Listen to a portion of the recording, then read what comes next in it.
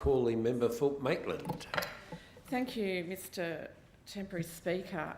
I rise to speak to this motion, and I have to say from the outset that I disagree with a third statement.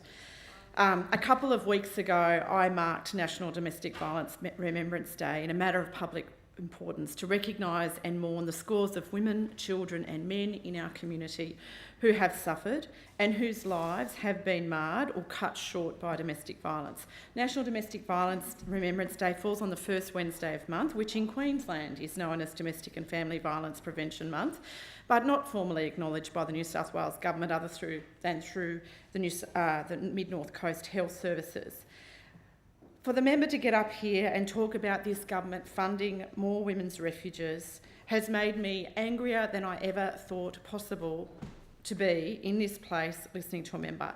This is the government that cut $20 million from refuges, and with one Core and Costa refuge being set up in Orange, is boasting of their commitment to victims.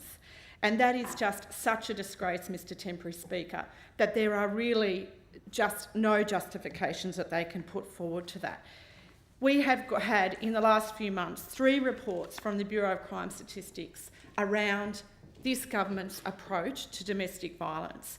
The one assessing the impact of New South Wales' Safer Pathway program on recorded crime outcomes, an aggregate level analysis, which was produced in February 2018. The conclusion in stage 2 lacks there is evidence for a small improvement in several DV indicators after the program was implemented. The results for stage 1 lacks are mixed.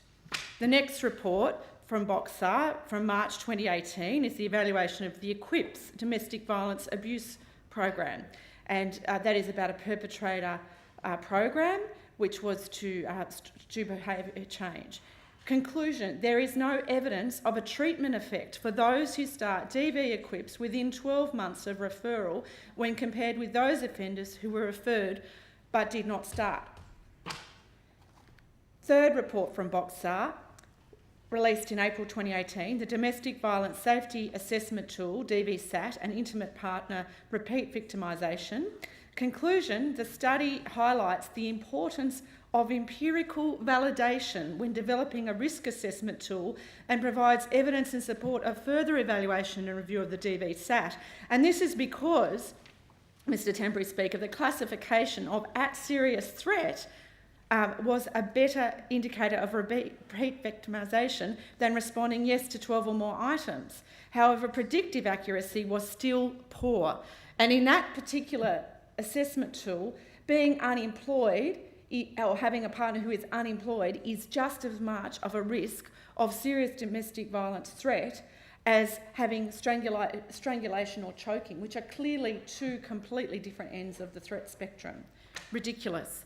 So what we have here is a government who talks about how they are putting in these measures. When it comes to the actual testing and evaluation of those services, they are failing. And in the meantime, they have ripped the guts out of the refuge sector in our state.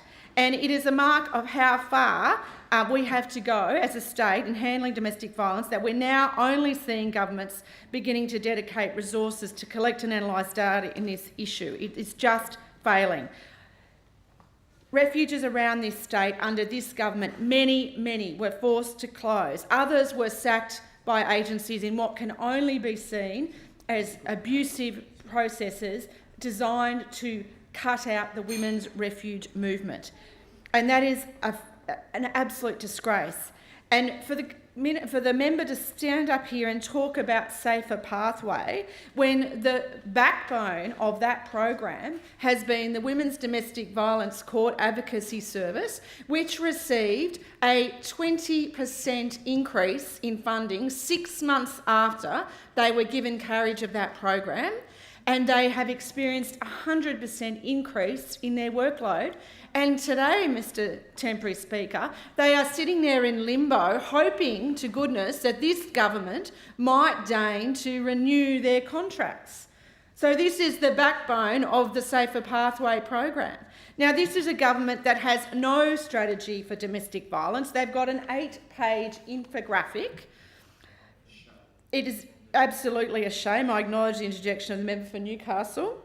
And it is a government that has seen some of the most horrific domestic violence crimes committed in this state ever. And if they don't believe that, I would invite the member to come up to Maitland and talk to the people about the girl who died, the 12-year-old girl who was sexually assaulted and killed by her stepfather, and what led to that. No space in the refuge, no oversight by education, no facts assessment of that family. No one noticed because there is no pathway and there is no capacity to help girls like that. This government brags about being a leader. Leaders in this space are Queensland under the Not Now, Not Ever report by the former Governor-General, the Honourable Quentin Bryce. Other leaders, Victoria with the Royal Commission, real, genuine funding for recommendations, all 227 or so that are going through. This government can't even join our watch, cannot collaborate with anyone. They just decide that they want to be number one, whether or not it actually exists for them or not. And the respectful relationships that they only put in from year 7 to year 12. It's 3 dot points in a curriculum. Now, under pressure from us, they expanded it from P to HP, year 10 to 12, to include to year 7 to 12. But what about the kids in kindergarten who are experiencing violence at home?